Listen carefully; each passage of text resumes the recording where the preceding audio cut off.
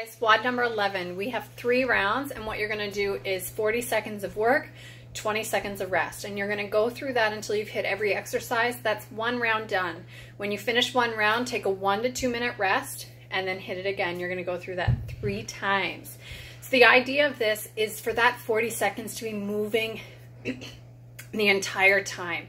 So find a pace that allows you to keep moving throughout that, but also challenges you, knowing that you're going to get that 20-second rest in the end, okay?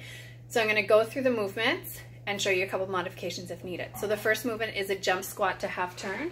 So remember, whenever we do a squat, we want our feet shoulder width apart, okay?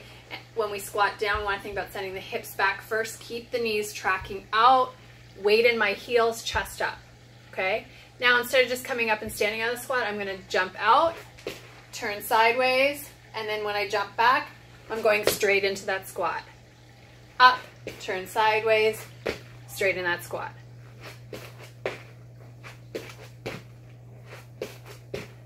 Okay, so that side turning just allows you to give your quads a little bit of break instead of straight jumping back and forth. Okay, so the key to that is to remember when we jump back into the squat that we're actually have our weight on our heels and our chest is up, all right? If that's too much, break it down into a squat, up, turn, squat, up, turn, or what I'd recommend is a squat, come on up, squat, stand up, and then go. So whichever modification you need, that's gonna allow you to keep moving, okay guys? Then our next movement is a push-up to an overhead raise. So remember, with a push-up, we want to keep fingers facing forward or slightly out, never turned in. That causes us to internally rotate our shoulders, which can eventually lead to an increase in shoulder injury.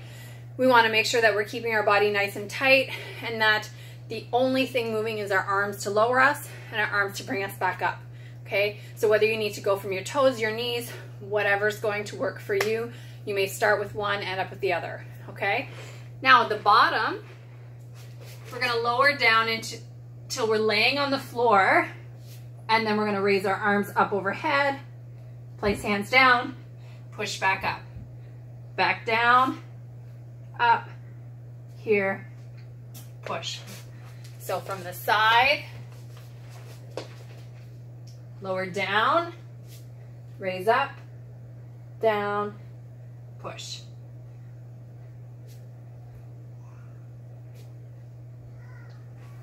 Okay guys, so remember the key to this, whether from your knees or your toes, that you're trying to stay nice and flat. Squeeze those quads. If you notice when I did my push-ups, my quads don't actually touch the floor. That's because they're engaged and squeezed the entire time. Your next movement, reverse lunge to knee crunch. This is getting into some balance. So we're gonna start standing up. We're gonna step back with 1 foot. Big enough step so that our front knee does not track over our toes. Chest stays up. As we come up, we're coming forward and crunching, okay? Back down with the other one. Up, crunch.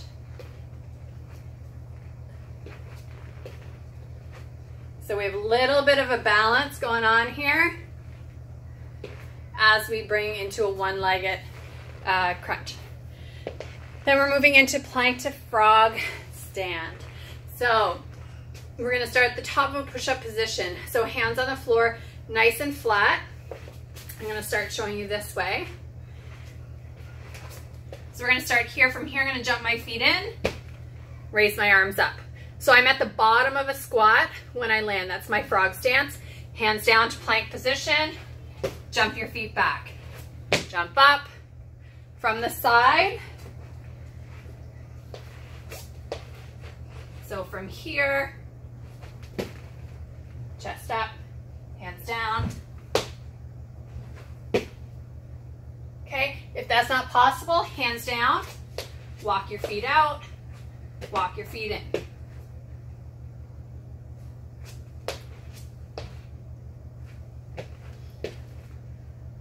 Okay guys, that's gonna burn. So the goal when you're in your plank, again, is to have that bum nice and low so that we're engaging our core as well throughout that movement. Then you're heading into sit-ups. Most of us know these. Ideally, I want you to come to a fully seated position. So leg position is really depending on you, what's comfortable. You can butterfly them, bend them, could be straightened, whatever you prefer. You're gonna come down, touch the floor behind your head, and you can swing your arms, come all the way up, touch around your toes. Try not to grab onto your legs. So down, touch, come on up. If you're not able to come all the way up, come up to where you're able to come. So you might end up being into more of a crunch position. All right, guys, that's your workout. This is a really great one, so I hope you get it done.